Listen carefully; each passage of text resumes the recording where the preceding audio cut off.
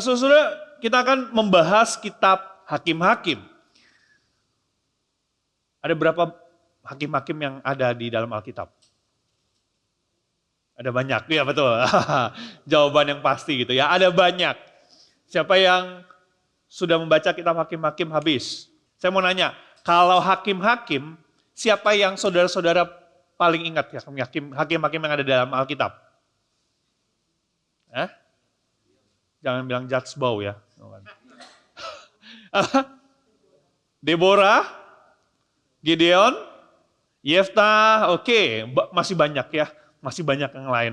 Nanti kita akan belajar sama-sama, kita akan melihat satu persatu apa yang terjadi dengan bangsa Israel. Tetapi di pertemuan pertama ini kita akan melihat ya, apa sih yang terjadi dengan bangsa Israel begitu ya. Sebelum kita memasuki benar-benar hakim-hakimnya satu demi satu. Nah, saudara, mari kita melihat PowerPoint yang ada. Saudara, para pakar, para ahli itu mengatakan bahwa Hakim-Hakim merupakan kitab terburuk. Wah, begitu ya. Kitab terburuk karena di dalamnya banyak kekerasan dan juga kejahatan yang mengerikan.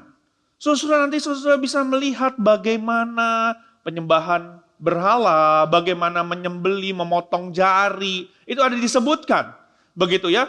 Bagaimana di situ ada kekerasan, pembunuhan, pengabaian hukum Allah, ada amoralitas seksual. Jadi banyak sekali kejahatan-kejahatan yang dicatat di dalam kitab Hakim-Hakim.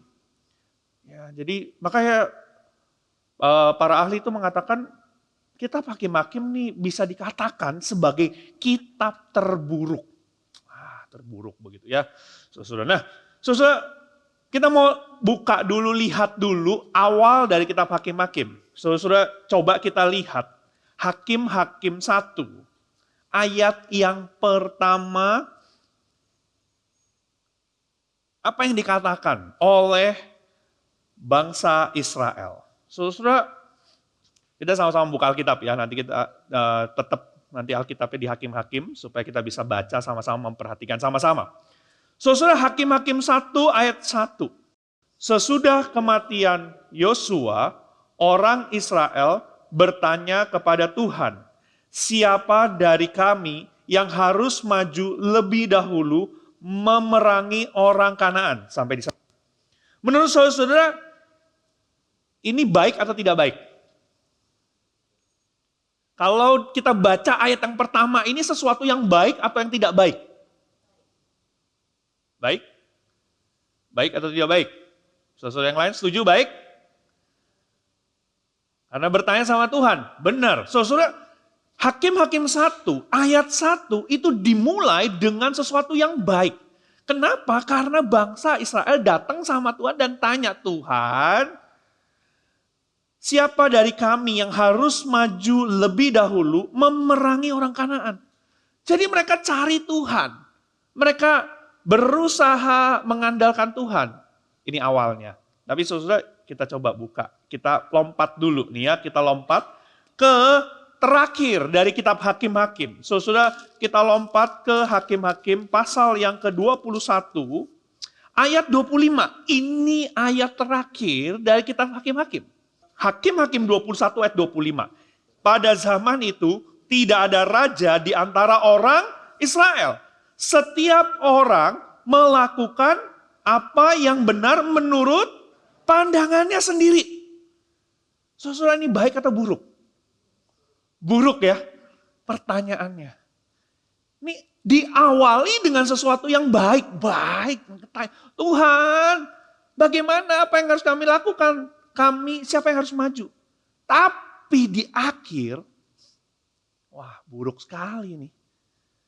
Mereka melakukan apa yang benar, tapi menurut pandangannya sendiri.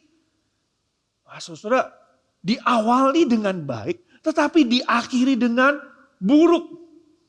Saudara, banyak orang di dunia ini mungkin mengawali hidup, mengawali pelayanan, mengawali mengikut Tuhan itu dengan baik. Tetapi yang paling penting itu apa sih? akhirnya. Bagaimana kita menyelesaikan akhirnya? Mau kita sebaik apapun, tapi kalau endingnya tidak baik, yang orang ingat apa? Biasanya buruk. Saya ingat ya dulu ya, waktu sekolah itu kami di paduan suara nyanyi, atau main musik begitu ya. Lalu si pelatih ini mengatakan begini, yang paling penting itu adalah bagaimana kita memulai dan mengakhirinya. Sama seperti naik pesawat, yang paling bahaya itu waktu kapan? Ya landing ya, take off, landing. Begitu ya. Nah saudara, jadi kita melihat bahwa dalam hakim-hakim ini diawali dengan baik tapi diakhiri dengan buruk. Jangan sampai itu terjadi dalam hidup setiap kita. Nah saudara, apa yang terjadi sih? Apa yang terjadi? Apa yang kitab hakim-hakim mau ajarkan? Saudara, di dalam kitab hakim-hakim ini banyak sekali kompromi-kompromi yang dilakukan oleh bangsa Israel. Begitu ya. Banyak kompromi-kompromi bahkan dimulai dari hakim-hakim 1 yang hari ini kita akan lihat. Saudara, kompromi terus dengan dosa dan akhirnya sama seperti bangsa Kanaan. Karena kita kompromi mengikut Tuhan setengah hati. Ya nggak apa-apa lah ya sekali-sekali. Ya nggak apa-apa lah ya sedikit-sedikit. Nggak apa-apa lah, sudahlah. Kan kita sudah melakukan firman Tuhan yang begini. Bagian ini nggak apa-apa lah ya. Tidak apa-apa. Nah ini yang namanya kompromi. Saudara, bangsa Israel banyak melakukan kompromi. Sehingga pada akhirnya mereka sama seperti bangsa yang lain. Nah, saudara, bisa jadi ini menjadi cerita kita juga. Gitu ya. Saat ini kita mungkin umur saudara berapa? 30, 40, 50, 60. Saat ini oke, baik.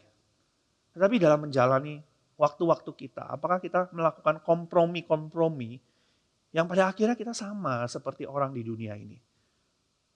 Saudara, karena itu kita mau belajar dari apa yang terjadi dengan bangsa Israel. Saudara, mereka yang gagal belajar dari sejarah akan mengulangi sejarah. Gitu ya. Saudara suka nggak pelajaran sejarah? Enggak ya. Saya dulu paling benci mati yang pelajaran sejarah, saudara. Dulu zaman saya mungkin ada sama ya, PSBB, saudara. Ngalamin juga PSBB ya. Sekarang belajar saja PSBB ya.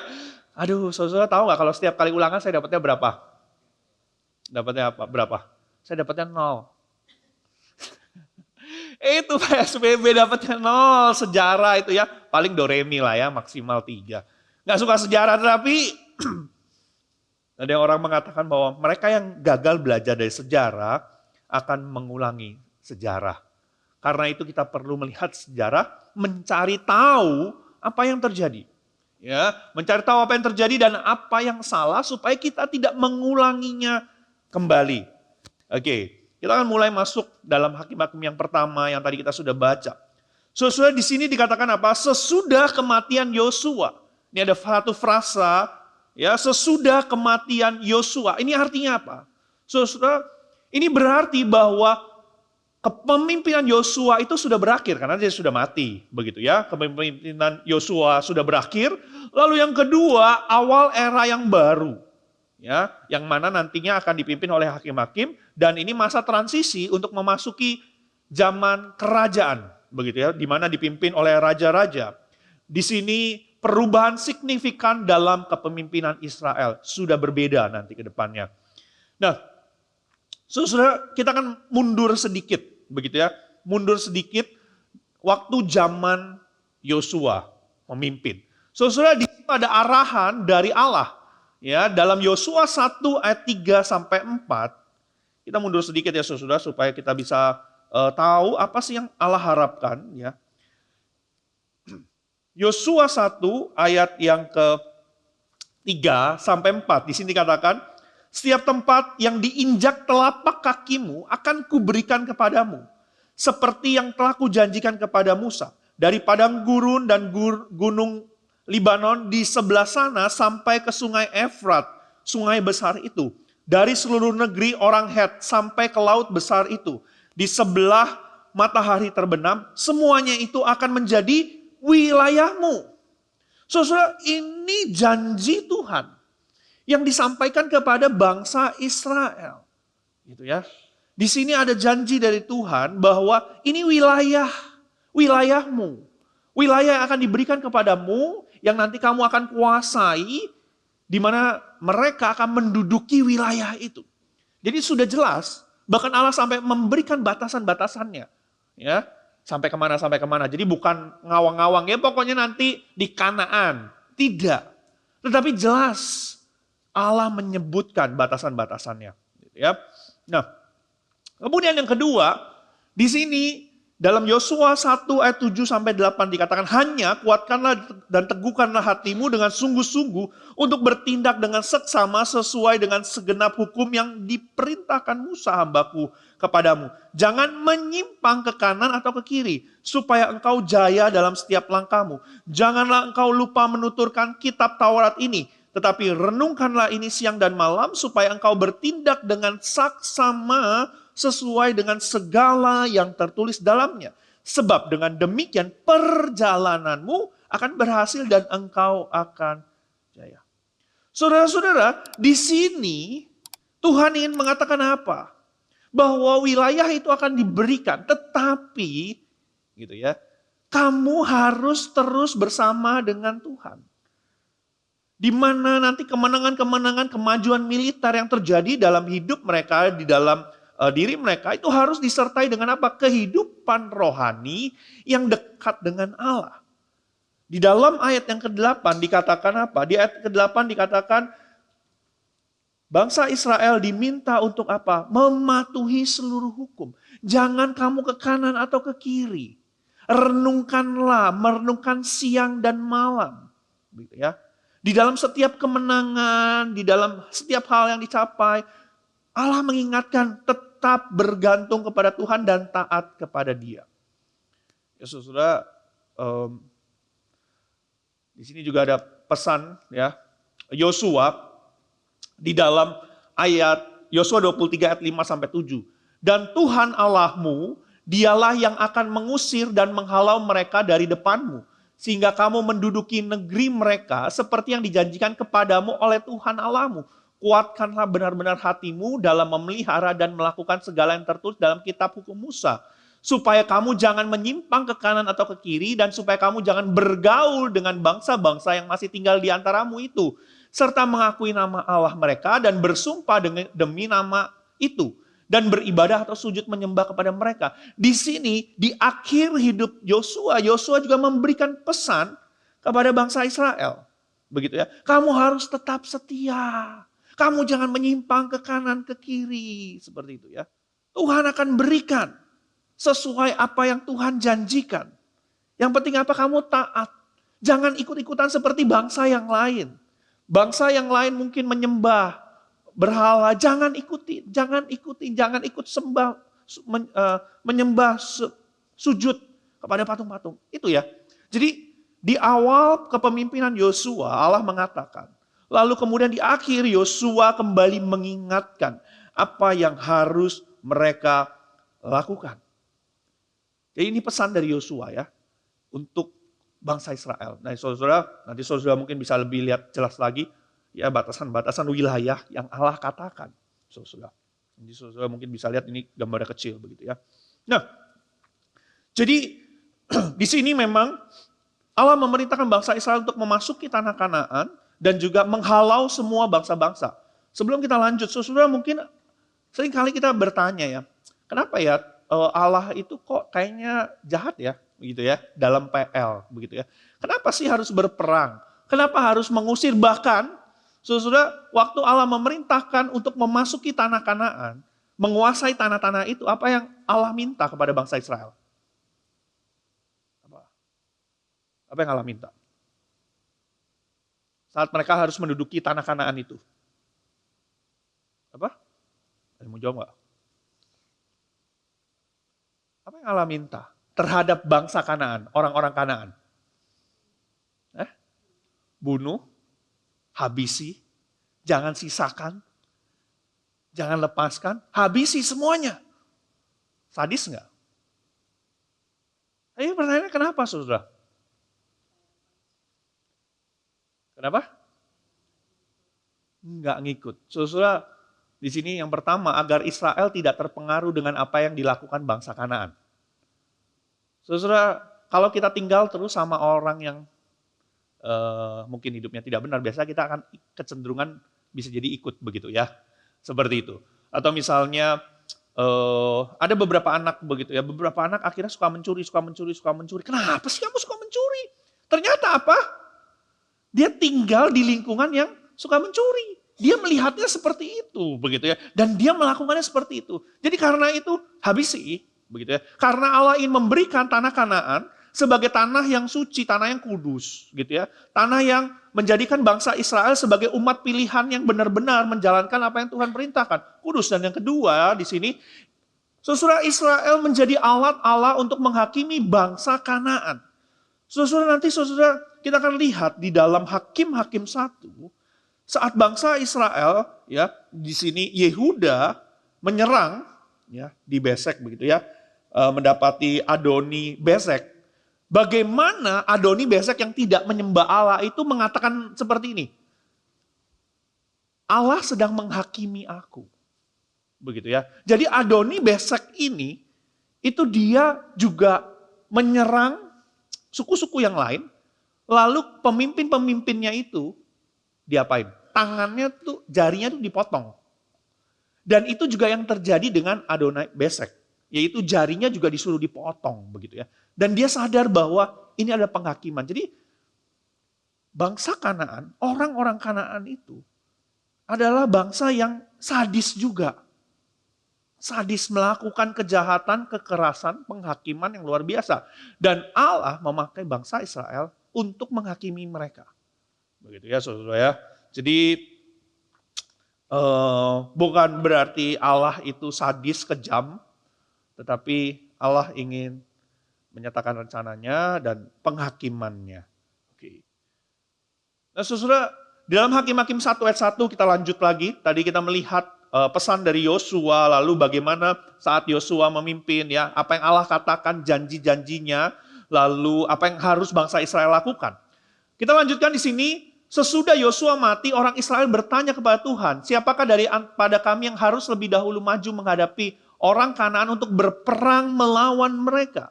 Saudara, di sini kita melihat bahwa bangsa Israel mencari kehendak Tuhan. Jadi bangsa Israel sadar bahwa mereka sudah tidak punya pemimpin lagi. Yosua sudah mati dan tidak ada satu orang pemimpin yang memimpin mereka, yang mengarahkan mereka. Yosua kan lalu berdoa, Tuhan menyatakan apa yang harus dilakukan, lalu Yosua sampaikan seperti itu. Tapi sekarang sudah nggak ada. Lalu mereka tanya sama Tuhan langsung. Tuhan, apa sih? Apa yang harus kami lakukan? Siapa yang harus maju berperang ini sekarang? Kalau yang lalu sudah ada yang ngatur, kamu begini, kamu begini. Tapi sekarang nggak ada. Bagaimana ini? Bagaimana? Tanya. Baik. Saudara, ini yang tentu juga kita harus lakukan gitu ya. Tanya sama Tuhan, Tuhan, apa yang harus saya lakukan? Apa yang saya harus perbuat, Tuhan? Bangsa Israel bertanya sama Tuhan. Apa yang Tuhan jawab? Saudara, Tuhan menjawab apa? Tuhan menjawab, suku Yehuda lah yang harus maju. Dikasih perintah, suku Yehuda lah yang harus maju di ayat yang kedua.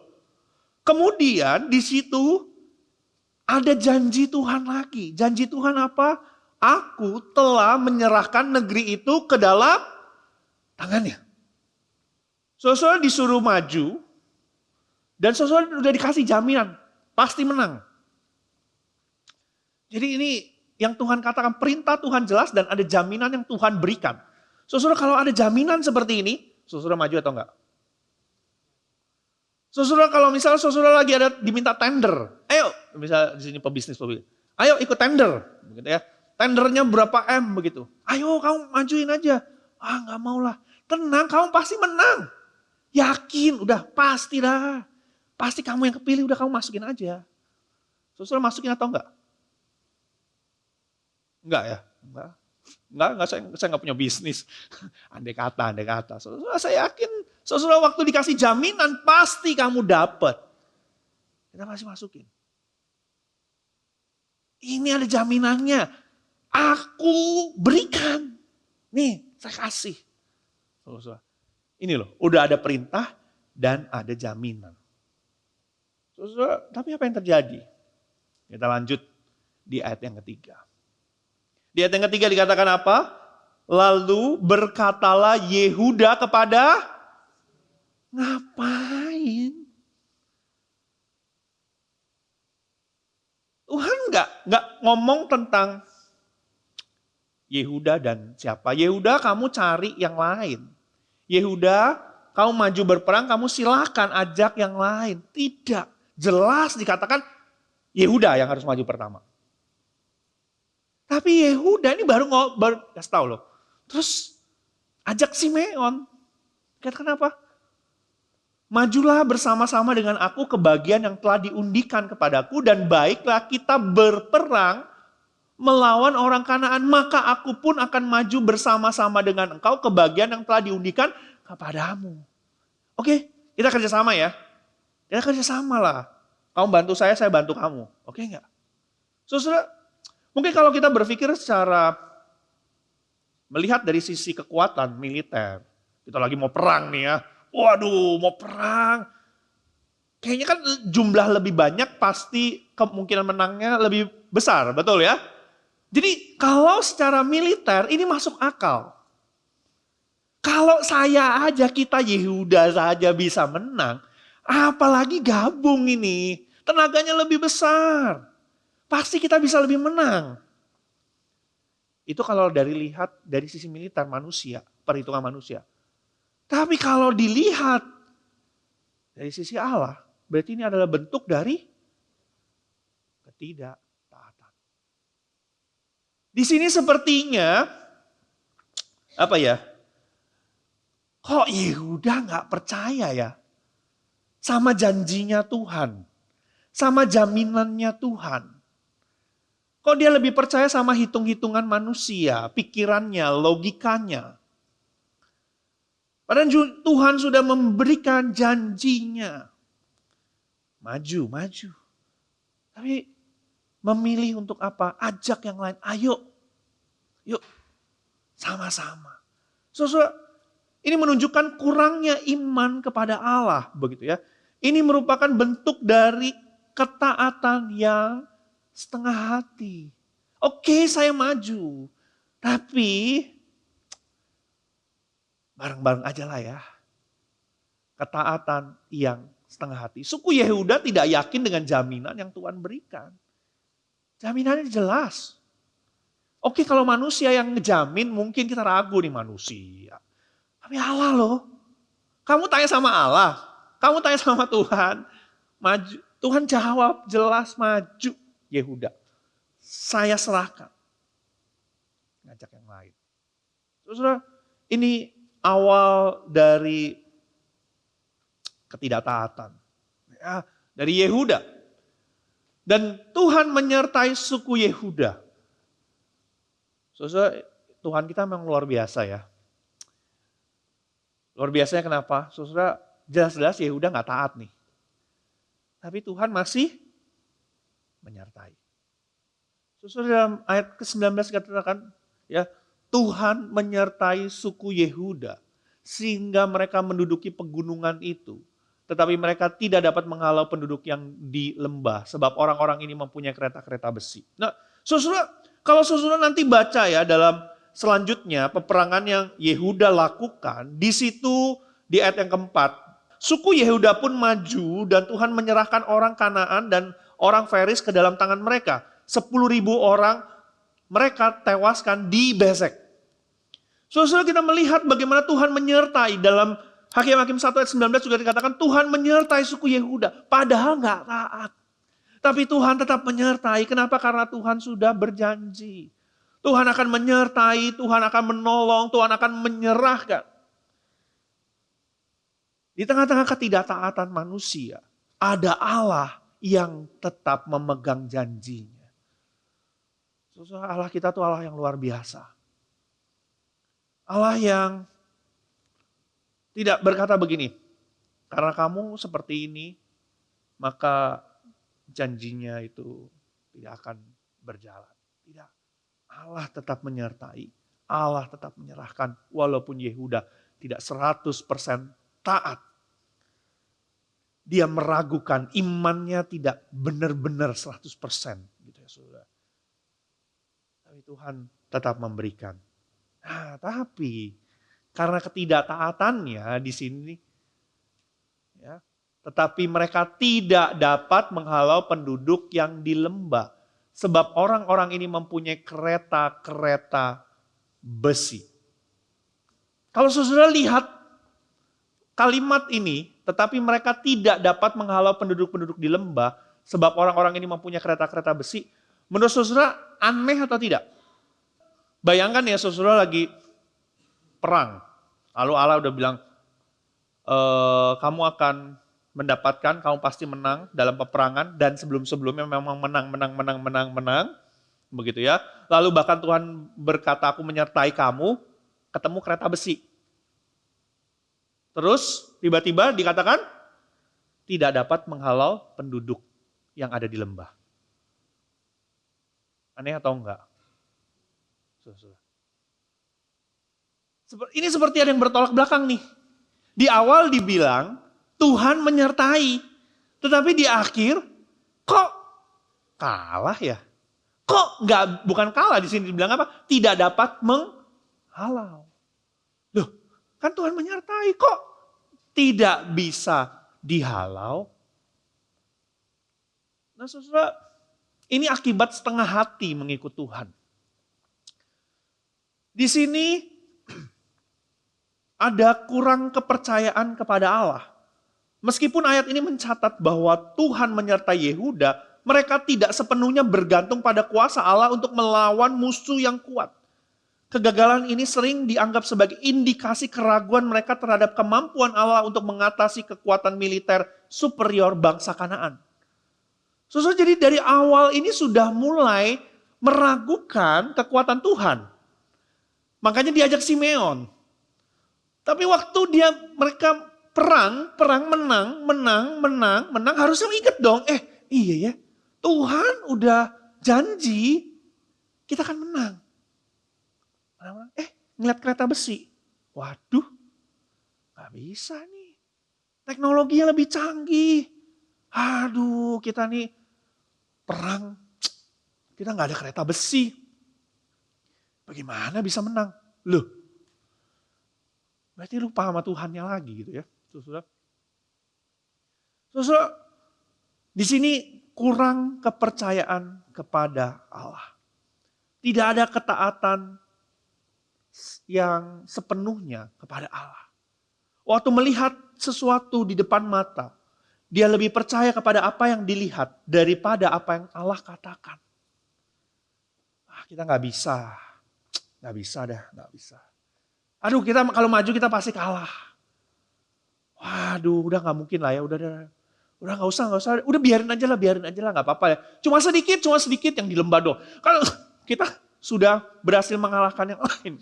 Kan kita sudah berhasil mengalahkan yang lain, udahlah nggak apa-apa lah ya.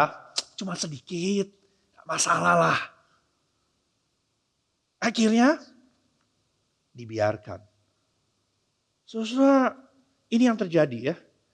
Kita melihat bagaimana di awal Yehuda setengah hati, dan kita lihat selanjutnya juga dia setengah hati. Gak benar-benar percaya. Saudara, di tengah tapi kita mau, ini sesuatu yang agak berbeda, maksudnya unik. Saudara, kalau saudara perhatikan kitab Hakim-Hakim ini, pasal yang pertama. Saudara, tadi kan kita bicara tentang perang, ketidaktaatan begitu ya. Tetapi di ayat yang ke-12 sampai ayat ke-15 ada sesuatu yang menarik. Saudara, kalau saudara perhatikan ayat 12 sampai 15, kisah apa ini? Kaleb, Otniel, begitu ya. Ini ada sedikit kayak kisah cinta begitu ya, saudara ya. Saudara, di sini diselipkan sebuah cerita. Di tengah-tengah cerita peperangan, diselipkan sebuah cerita tentang Kaleb. Hakim 1 ayat 12 sampai ke 15. Saya akan bacakan di sini dikatakan, berkatalah Kaleb, siapa yang menggempur Kiryat Sefer dan merebutnya, akan kuberikan Aksa anakku sebagai istrinya. Otniel, anak Kenas, adik Kaleb, merebut kota itu, lalu kepadanya Kaleb memberikan Aksa anaknya sebagai istrinya. Ketika Aksa tiba, ia membujuk suaminya supaya mereka meminta ladang kepada ayahnya. Pada saat Aksa turun dari keledainya, Kaleb bertanya kepadanya, "Ada apa?" Jawabnya, "Berikanlah kepadaku hadiah tanda berkat. Engkau telah memberikan kepadaku tanah Negeb yang gersang. Berikanlah juga kepadaku mata air." Lalu Kaleb memberikan kepadanya mata air di hulu dan di hilir. Nah, saudara, di tengah kisah tentang bangsa Israel yang setengah hati dalam mentaati Allah, kita melihat contoh yang positif dari keluarga Kaleb. Di sini ada sesuatu yang baik. Kaleb adalah salah satu dari 2 orang yang tetap setia kepada Allah sejak keluar dari Mesir. Nah, di sini Kaleb menawarkan putrinya, yaitu Aksa, sebagai istri kepada pria yang berani menyerang dan menaklukkan Kiryat Sefer. Ya, siapa yang menyerang dan merebut Kiryat Sefer akan mendapatkan Aksa putriku sebagai istrinya. Nah, ini merupakan contoh ketaatan dan kesetiaan kepada Allah. Di sini Otniel tidak takut, begitu ya. Ini keponakannya Kaleb ya, menerima tantangan itu dan berhasil menaklukkan. Dia tidak takut. Dia maju, dia berperang. Kemudian kita juga melihat bagaimana penegasan janji Allah kepada Kaleb. Bahwa Allah akan menyertai, Allah akan menolong untuk bisa memenangkan peperangan yang ada. Bahwa Allah menjamin kemenangan itu, begitu ya. Saudara.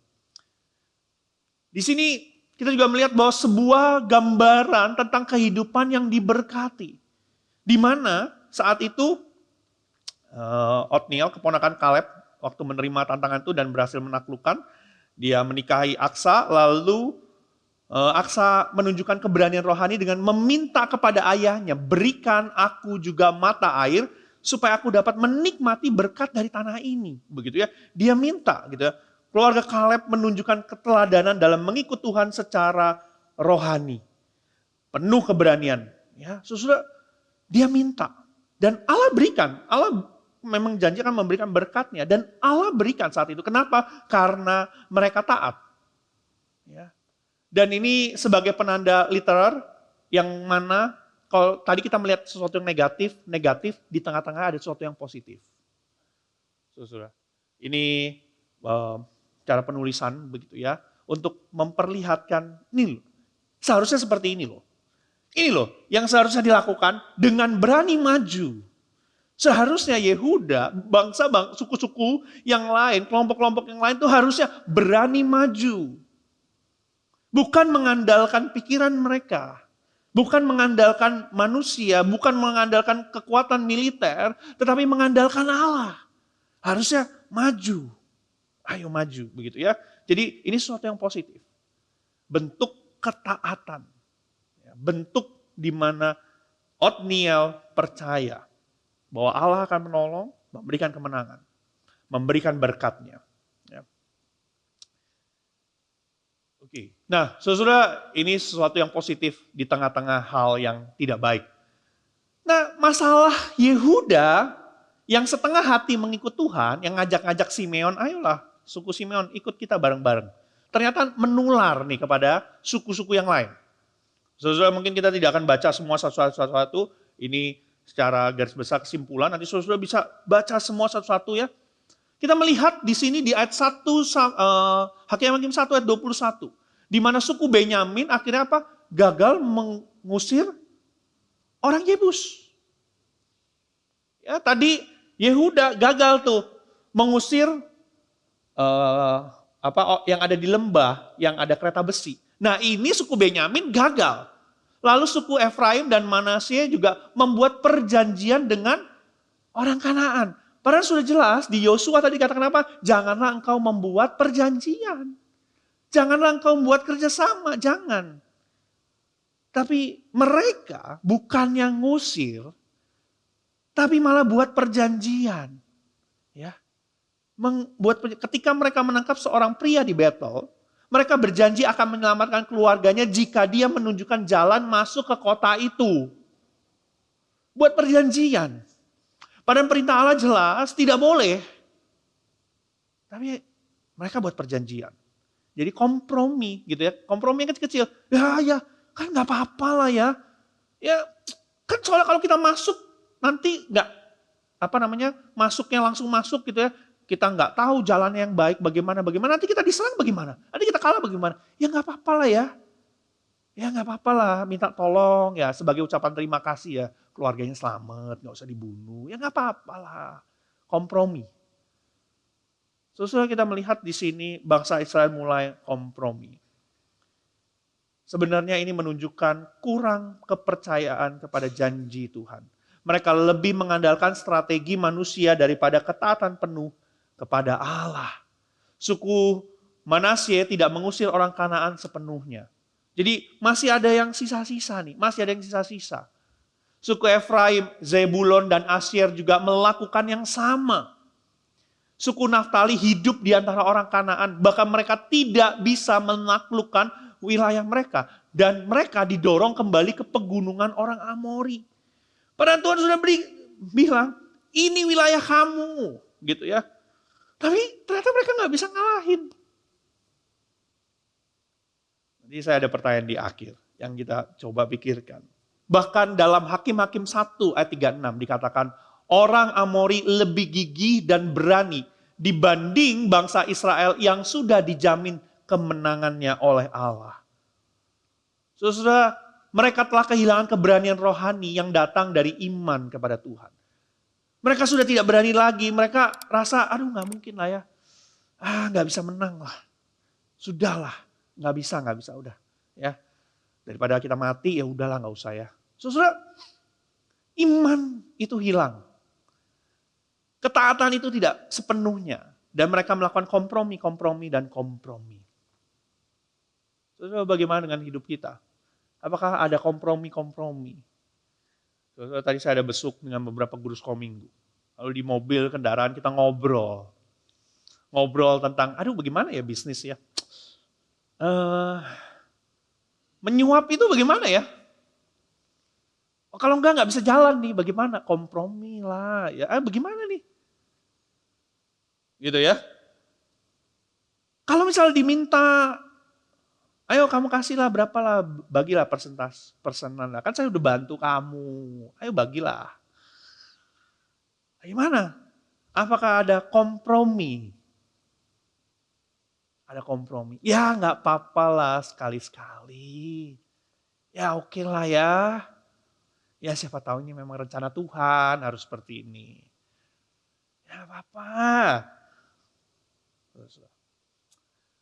Terus pertanyaannya, tadi kan kita lihat ya, mereka tidak bisa kan begitu, tidak bisa mengusir ini. Orang-orang ini tidak bisa diusir.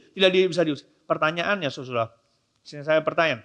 Sebenarnya mereka tidak bisa atau mereka tidak mau? Saudara, sekali lagi tadi kembali ya. Janji Tuhan, jaminan Tuhan itu sudah berulang kali dikatakan loh ya. Di Yosua dikatakan, di Hakim-Hakim Tuhan katakan. Sudah jelas. Kalau kita bilang tidak bisa, berarti Allah yang nggak bisa, betul kan? Karena kan Allah yang menyuruh. Allah yang berkata, aku menyertai. Sebenarnya lebih berat kepada mereka tidak mau. Saudara, kalau nanti saudara baca ya, ada suku-suku yang memang sengaja membiarkan. Suruh kerja. Udah gak usah dibunuh lah sayang. Biarin kerja. Bantu kita bangun. Wah kita nanti capek-capek. Wah kayak dulu kita di Mesir kan kita yang jadi budak. Ya kita kerja rodi kan biarlah kita penguasa. Mereka yang kerja rodi. Mereka yang kerja. Udah gak usah dibunuh. Udah biarin sisain lah. Jadi mereka punya pemikiran sendiri. Mereka punya rencana sendiri. Mereka gak mau. Saudara, pertanyaannya seringkali kita bilang tidak bisa. Apakah benar-benar tidak bisa? Atau kita tidak mau? Tidak mau untuk taat. Tidak mau bersandar kepada Tuhan. Tidak mau mengandalkan Tuhan. Tidak mau mengambil resiko yang menurut hitung-hitungan manusia itu akan beresiko besar. Padahal Tuhan bilang, maju. Tapi kita bilang, nggak mau Tuhan, saya takut. Aduh nggak mau Tuhan, saya nggak mau. Aduh saya kok kayaknya lebih percaya sama omongan orang deh Tuhan daripada omongan Tuhan. Enggak lah, saya mau lebih dengerin apa kata orang daripada apa kata Tuhan. Jadi nggak bisa Tuhan, saya nggak mau. Saudara, tidak bisa atau tidak mau. Bangsa Israel tidak mau. Tidak mau untuk taat. Tidak mau mengandalkan Tuhan. Saudara, lalu penilaian Tuhan. Sebentar lagi ya, penilaian Tuhan dalam Hakim-Hakim 2 ayat 1-3 dikatakan apa? Bangsa Israel itu tidak taat. Ya, di sini Hakim-Hakim 2 ayat yang 1 dikatakan, lalu malaikat Tuhan pergi dari Gilgal ke Bokim dan berfirman, aku telah menuntun kamu keluar dari Mesir dan membawa kamu ke negeri yang kujanjikan dengan sumpah kepada nenek moyangmu. Aku telah berfirman, aku tidak akan membatalkan perjanjianku dengan kamu untuk selama-lamanya. Tetapi kamu janganlah mengikat perjanjian dengan penduduk negeri ini. Mesbah mereka haruslah kamu robohkan, tetapi kamu tidak mendengarkan suaraku. Mengapa kamu berbuat demikian? Sebab itu aku berfirman lagi, aku tidak akan menghalau orang-orang itu daripada hadapanmu, sehingga mereka akan menjadi musuh-musuhmu dan ilah-ilah mereka akan menjadi jerat bagimu. Nah saudara, di sini Tuhan melihat, Allah melihat bahwa bangsa Israel tidak taat. Kenapa kamu tidak mendengar? Konsekuensinya bangsa-bangsa Kanaan tidak akan diusir dan akan menjadi duri. Bangsa Israel akan hidup dalam tantangan dan godaan terus, ya. Ada tantangan yang mereka lihat karena apa? Mereka tinggal sama-sama. Mereka hidup sama-sama. Ini yang Tuhan lihat. Dan di ayat 4 dan 5. Saudara, ayat 4 dan 5 ini dikatakan setelah malaikat Tuhan itu mengucap firman itu kepada seluruh orang Israel, menangislah bangsa itu dengan suara nyaring. Itulah sebabnya tempat itu dinamakan Bokim. Dan di sana mereka mempersembahkan kurban kepada Tuhan. Saudara, tapi apakah Tuhan suka dengan tangisan ini? Tangisan mereka itu tidak menghasilkan pertobatan sejati. Tangisan itu muncul karena konsekuensi dosa, tetapi tidak menunjukkan perubahan hati. Jadi cuma nangis, aduh iya, aduh Tuhan hukum saya nih, aduh. Tapi nggak ada pertobatan. Saudara, mungkin kita melakukan dosa, lalu kita sadar salah. Lalu kita menangis, Tuhan ampuni saya, aduh Tuhan ampuni. Tapi apakah ada pertobatan? Bangsa Israel di sini tangisannya jelas-jelas bukan tangisan pertobatan. Kenapa? Saudara, ini baru awal nih. Tapi endingnya saudara tadi udah baca kan? Artinya apa? Hidupnya lebih parah atau lebih baik? Lebih parah. Hidupnya lebih parah. Artinya apa? Tangisan ini apakah tangisan pertobatan? Bukan. Bukan. Saudara-saudara. Bukan tangisan pertobatan. Tapi tangisan karena mendapati mereka sudah berdosa dan ada konsekuensinya Tuhan hukum. Nangis karena dihukum. Saudara, beberapa waktu ini saya ke Sumatera Utara, begitu KKR anak-anak. Begitu KKR anak-anak TK, SD yang bagian saya begitu ya. Pelayanan ke cukup banyak sih ya.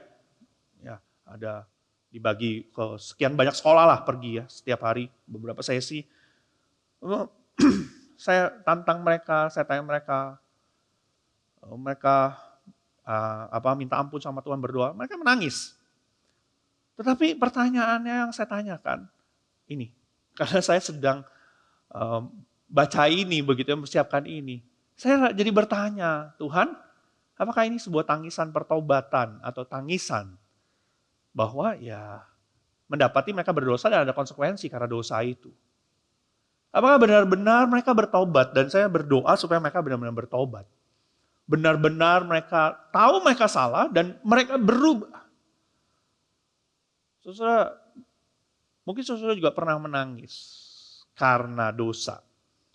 Tapi pertanyaannya apakah itu sebuah tangisan pertobatan atau hanya sebuah tangisan penyesalan. Di akhir ini saya simpulkan, panggilan untuk ketaatan yang penuh. Setiap kita dipanggil untuk taat penuh. Bukan setengah-setengah, bukan sedikit-sedikit, bukan. Tapi penuh. Tuhan ingin menjadi raja di seluruh aspek kehidupan kita. Bukan hanya di sebagian. Bukan hanya di, kan kalau mungkin saudara juga pernah dengar ya, di seperti sebuah rumah banyak pintu, jangan sisakan satu pintu pun dikunci untuk Tuhan. Tuhan gak boleh masuk sini, tidak. Buka pintu, semua pintu itu karena Tuhan mau masuk dan menjadi raja di semua tempat dalam hatimu. Itu yang Tuhan inginkan, ketaatan sepenuhnya. Jangan kita bilang, oh area ini Tuhan gak usah ikut campur lah ya, ini bisnis saya. Biar saya mengolah bisnis saya dengan cara saya. Biarkan saya. Tidak, seluruhnya menjadi raja dalam hidup kita. Yang kedua, kita dipanggil untuk hidup dalam ketaatan penuh dan berani. Mengandalkan kekuatan dan janji Tuhan bukan pada kemampuan kita sendiri. Mengandalkan Tuhan. Kita berdoa kepada Tuhan. Berharap kepada Tuhan. Tuhan bilang, kamu jangan seperti ini. Misalnya, kita tahu apa yang Tuhan inginkan, Tuhan tetapkan. Saudara, ya ada guru sekolah minggu di mana dia selalu ingat untuk melakukan firman Tuhan. Dia bilang, saya setiap minggu ngajar firman Tuhan, maka saya harus melakukan firman Tuhan. Dan firman Tuhan itu mengingatkan dia, memampukan dia untuk melakukannya. Walaupun sepertinya sulit dan ada konsekuensi, karena dia tetap melakukan firman Tuhan, ada konsekuensinya. Bawahannya bilang, Pak, kalau Bapak lakukan ini, penjualan kita bisa turun loh Pak. Bapak yakin bawahannya semua pada bilang begitu. Benar Bapak siap tanggung akibatnya, konsekuensinya. Hitungan manusia, Bapak akan hancur kalau Bapak melakukan ini. Tetap kepada firman Tuhan. Tapi guru sekolah minggu ini mengatakan, kita percaya sama Tuhan, kita lakukan yang terbaik. Lakukan. Bukan mengikuti hitungan manusia, tapi sepenuhnya mengandalkan Tuhan. Dan yang ketiga, pertobatan sejati melibatkan lebih dari sekedar penyesalan emosional. Aduh Tuhan saya salah, ampuni. Tidak. Melainkan perubahan hati dan tindakan nyata dalam ketaatan kepada Tuhan. Ada tindakan nyata. Saya bertobat. Oke. Saya menyesali. Nextnya apa yang kita lakukan? Jangan cuma menyesal, oh iya saya akan berubah. Selalu saya akan berubah. Semoga saya berubah selalu, semoga akan. Tapi tidak pernah ada yang dilakukan. Itu bukan pertobatan, tidak akan ada perubahan, sama aja. Tidak akan ada yang terjadi, tetap sama. Ya. Biarlah kita boleh sungguh-sungguh bertobat. Saudara, mari kita boleh mengikut Tuhan dengan ketaatan yang penuh. Kapan saudara cenderung mengandalkan akal sehat manusia daripada iman kepada janji Tuhan? Seperti bangsa Israel yang meminta bantuan suku lain atau membuat perjanjian dengan bangsa Kanaan, apakah saudara pernah mengambil jalan pintas yang terlihat masuk akal tetapi bertentangan dengan kehendak Tuhan? Pertanyaan pertama. Pertanyaan kedua, bagaimana saudara dapat mengandalkan kekuatan Tuhan dalam menghadapi tantangan iman? Apakah ada kereta besi yang kita lihat, wah nggak mungkin ya, dalam hidup saudara yang membuat saudara merasa tidak mampu melangkah maju? Bagaimana saudara dapat mempercayai bahwa Tuhan akan memberikan kemenangan dalam situasi yang tampaknya mustahil? Dan yang ketiga, dalam area mana saudara mungkin berkata, saya tidak bisa. Tetapi sebenarnya saudara sedang berkata, saya tidak mau. Apakah ada dosa atau tantangan tertentu yang saudara pikir tidak dapat diatasi, tetapi sebenarnya itu adalah masalah kemauan untuk taat. Mau atau tidak.